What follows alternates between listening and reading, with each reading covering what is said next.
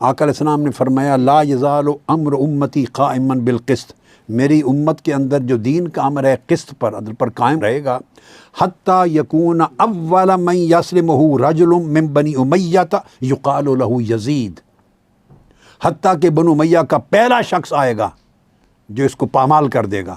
اس کا نام یزید ہوگا۔ یہ حدیث مسند ابو یعلا میں ہے، بزار میں ہے،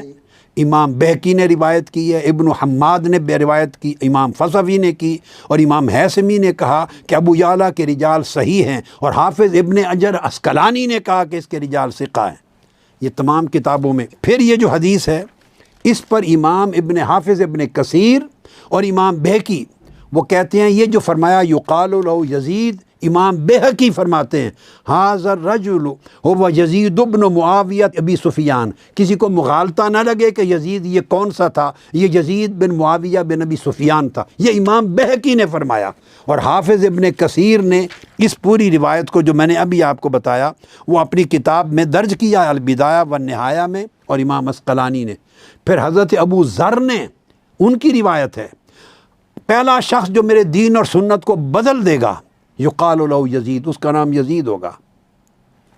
پھر حضرت ابو مسلم نے، حضرت ابو درداء تیسرے صحابی ہیں، ان سے روایت ہے حضرت ابو درداء سے، اور یہ حدیث علامہ ذہبی نے یعنی محدثین نے نقل کی، اول من یبدل سنتی رجل من بنی امیہ یقال لہ یزید۔ تو آقا علیہ السلام نے نامزد کر دیا،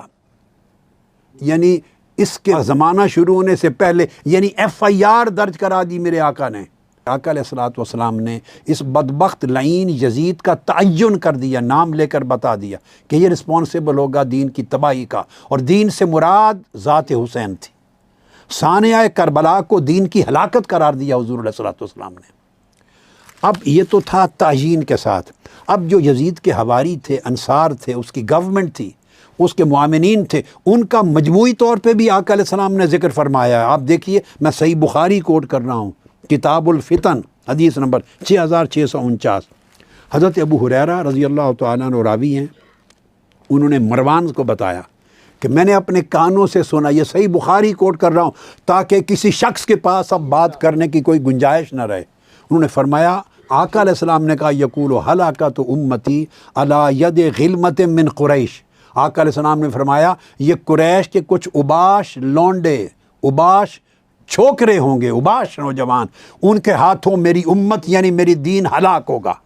امت یعنی میرے دین ہلاک ہوگا۔ اس پر مروان نے کہا لعنت اللہ علیہم غلمتن، ایسے اباش چھوکروں پر اللہ کی لعنت ہو۔ اس پر سیدنا ابو ہریرہ نے فرمایا لو شئت ان اقول بنی فلان و بنی فلان لفعلت، اگر میں چاہوں تو ان چھوکروں میں ایک ایک کا نام اور اس کے باپ کا نام، پھر ایک کا نام اور باپ کا نام، ساری لسٹ بیان کر کے رکھ دوں۔ جس کا مطلب ہے کہ آقا علیہ السلام نے بالتفصیل سارا بتا رکھا تھا۔ اب یہ جو حدیث پھر اسی کے الفاظ آئے ہیں ان فساد امتی علی یدی غلمت سفہاء من قریش، بد حواس اور شرابی تھا، بدکار تھا، مدہوش تھا، بدمست تھا، آقا علیہ السلام نے فرمایا بدمست جوان قریش میں سے ان کے ہاتھوں میرا دین ہلاک ہوگا۔ اس پر ائمہ نے، اس پر حضرت ابو ہریرہ رضی اللہ تعالیٰ عنہ بازاروں میں چلتے تھے اور دعا کرتے تھے۔ یہ حدیث مصنف ابن ابی شیبہ کی ہے، اور تمام ائمہ حدیث نے، حافظ ابن حجر عسقلانی ہیں، علامہ بدر الدین عینی ہیں، امام قسطلانی ہیں، حتیٰ کہ ملا علی قاری نیچے تک سب ائمہ نے اس کی تصریح کی ہے اور دلائل دی ہیں۔ فرماتے تھے اللہم لا تدرکنی سنۃ 60 ولا امارۃ صبیان، باری تعالیٰ سن 60 ہجری میری زندگی میں نہ آئے، مجھے اس سے پہلے موت دے دینا۔ اب 60 ہجری کا تعین کر دیا کہ 60 ہجری کا طلوع میری زندگی میں نہ ہو۔